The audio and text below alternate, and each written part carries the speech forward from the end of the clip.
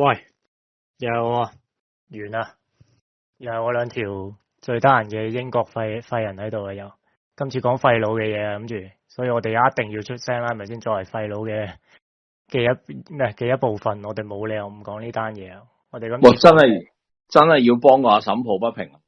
係咯，係啊，個阿嬸真係應該俾人告圍毆係正常係嘛？冇理由啊！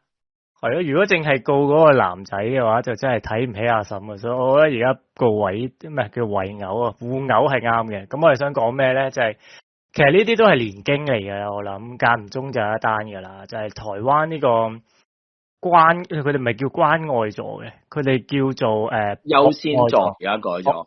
係啦，之前叫博愛座嘅，而家叫優先座啦。咁係咩事咧？就係喺29號啊，即係琴日，即係前日啦，應該係我哋錄咗30嘅出，就應該係1號出嘅。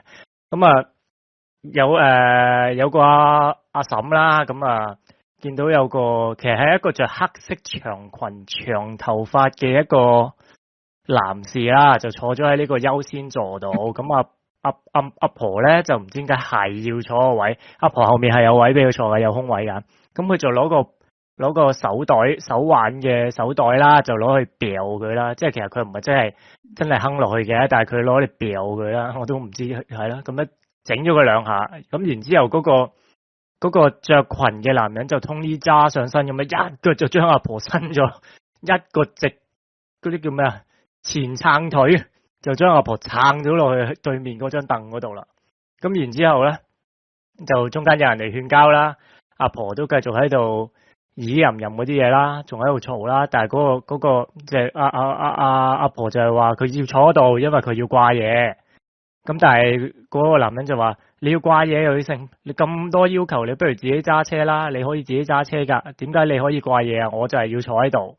咁最後個影片就好似阿婆係敗走咗，中間有人嚟勸交嘅咁樣啦。咁啊，佢嗰個應該係話佢到臨尾係話要報警，係啦。阿婆有話報警，阿婆呢個男人太可怕啦！原來佢係男人嚟嘅，呢個人太可怕啦！我要報警咁樣。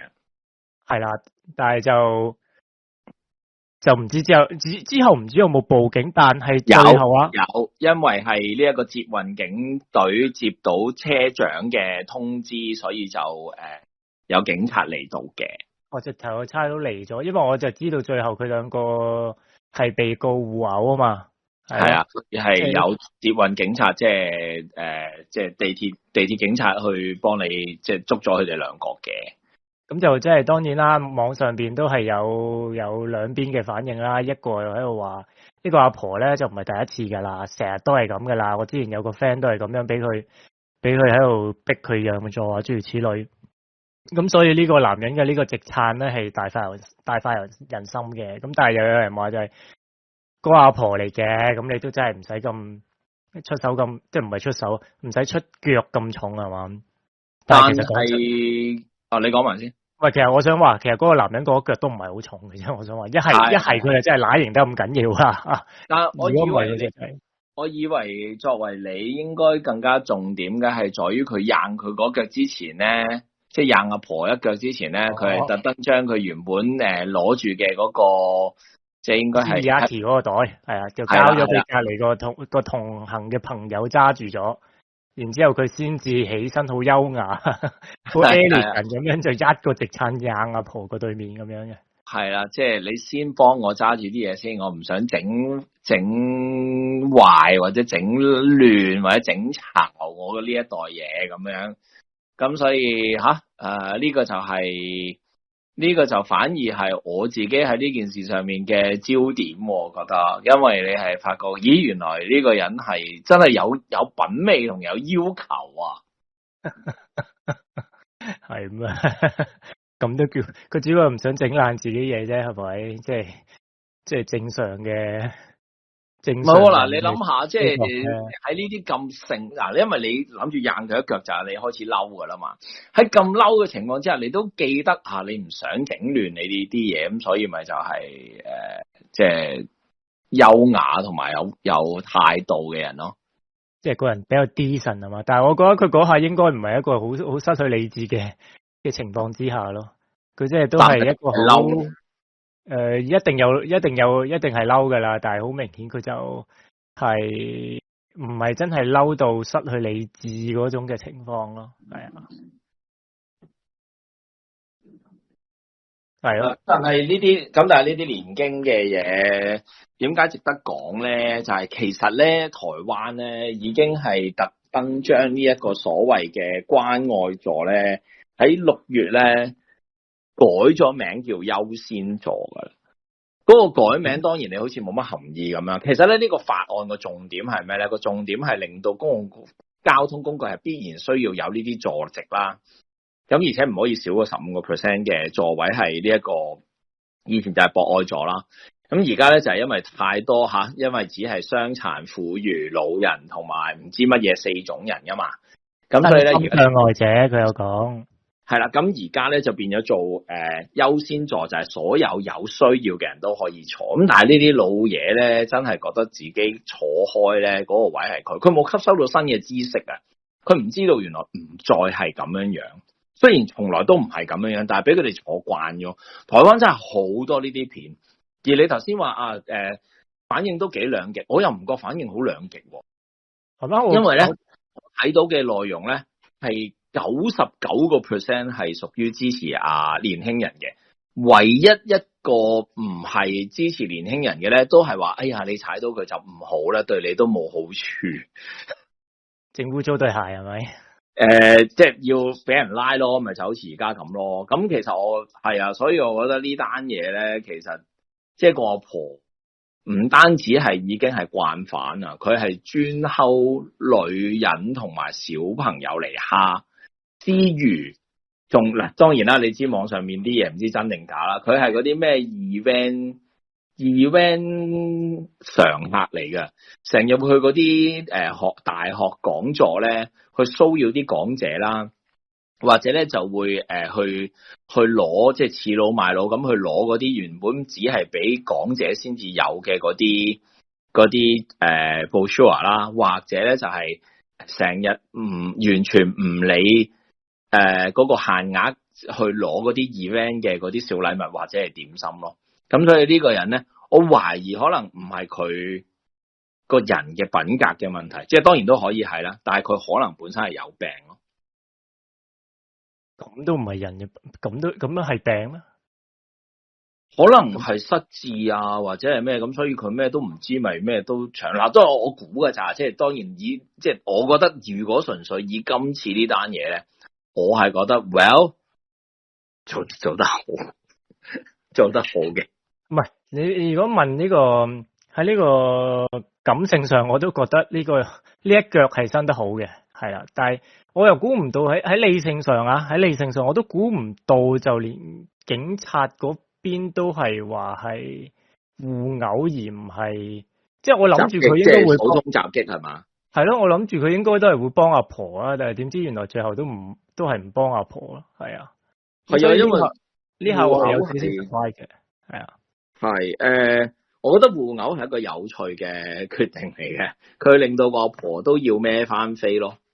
因為其實佢本身個阿婆，我頭先話，即係阿婆係黑人憎嘅，佢有攞個袋去掉佢啦，係咪先？但係佢嗰個就真係唔係好大力嗰一種嘅，但係就當然都係一個黑人憎嘅行為咧。但係我估唔到嗰個男性嘅呢一腳係。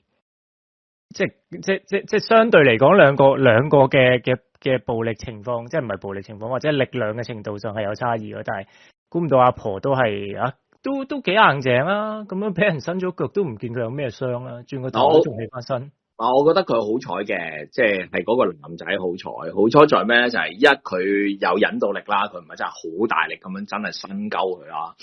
第二咧就係咁啱，大家其實咧都有好多人咧喺留言度咧話你有留意到咧，對面咪坐住一個後生仔，咁啱就個阿婆坐咗落去佢度，冇真真正正蹬晒成個人落張凳度嘅。話嗰個男仔嘅手靚仔下噶嘛，啲人話，咁我冇留意啦。係益咗阿婆係嘛？佢有多少即係即係可能扶咗少少或者射咗少少力或者戰一戰佢啦。咁所以我覺得。加上本身嗰腳你睇落都唔係真係好大力嘅。咁我啱啱今日頭先咪 send 幅圖俾你嘅，呢個咪就係嗰個咩Issey Miyake 係嘛？係啊，Issey Miyake 嘅廣告，佢就係讓年輕人為長者重回非關愛座的溫度咯。真係黐線嘅，即係我唔知佢真係玩膠定咩啦。如果佢真係咁諗嘅，即係佢話呢個係Issey Miyake嘅一個梗係廣告啊嘛。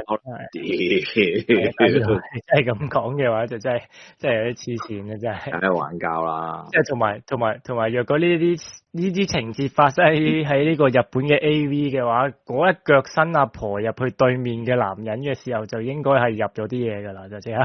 咁容易咁樣你睇嗰啲戲？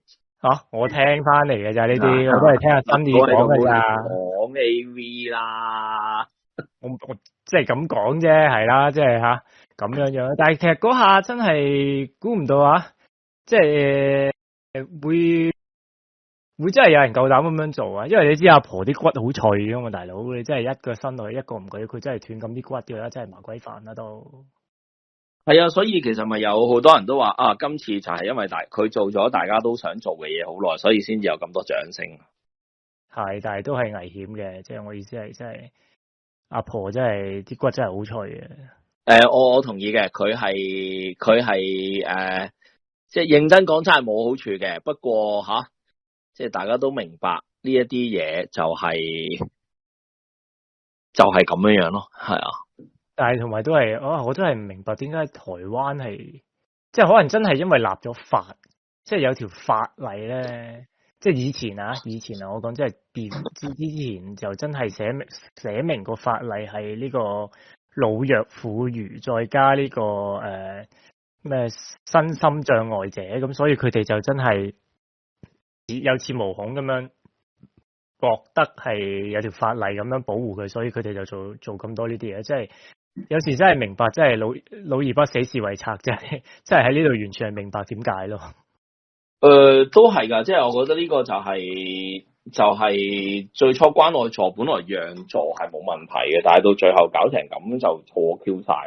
而且我絕對同意，好似上次咁，我哋講追風都要俾人拉嘅，有啲嘢真係你立咗法之後就有少少本末倒置咗咯，我覺得就係咯，即係你本身就諗住立個法就係令到大家有多啲同理心啊，大家關懷啲啊咁樣樣啦。但係有啲人就會攞呢啲例嚟做咗一個即係叫做有恃無恐嘅嘢咯，即係令到佢覺得係有人後面有人撐我啊，有嘢撐腰啦，所以我就可以直頭趕你走啊，或者唔俾你去邊度啊，諸如此類嗰啲。咁所以即係呢啲嘢，我覺得係讓唔讓座呢啲嘢，讓係有禮貌，有叫做你個人心地好，唔讓其實係一個道理嚟嘅，我又覺得係。所以有時呢啲嘢真係立咗法就令到嗰件事變咗味咯。係咯，所以我覺得即係今次純粹講短短地啦，講呢度係純粹講翻呢單嘢啦，覺得最好笑嘅都係即係最後竟然係告毆鬥啊，都幾好笑啊！真係估唔到最後係告毆鬥嘅，真係好笑。同埋嗰一腳其實都踢得幾，即係再睇翻幾廿次之後，都覺得嗰一腳係踢得幾Tony Jaa嘅，係幾好睇嘅。唔知有冇人攞 AI 將 Tony Jaa 整翻落去，放翻落去嗰下咧，真係嗰下幾正宗啊！嗰下雖然佢係冇乜力啊，即係講得衰啲嘅話，可能死乸型冇力啦，係咪先？但係就係咯，都幾好。嗰個力度啱好可以將阿婆伸開，而又真係唔係好傷到佢。嗰下嗰個力度嘅操控係幾好嘅，我覺得即係呢下係幾欣賞嘅，係。係咯，咁又想睇下大家有啲咩諗法啦，不妨又分享下啦。係啊，即係而家係咯，我哋試下盡量睇下會唔會間唔中嘅出啲短短地嘅講少少咁樣樣啦，因為係啊長片係冇人聽嘅，所以短短地可能好啲。咁都係嗰句啦，嚟到啦，中意嘅就 like 啦、subscribe 啦、share 啦，唔中意嘅就留言鬧啦、dislike 啦、share 俾呢啲唔中意嘅人啦，叫佢subscribe 啦。一有片嘅話，我哋就會騷擾到佢噶。咁仲有冇補充？差唔多啦。咁啊，今集就到呢度啦，咁就下次再講啦，拜拜。好，拜拜。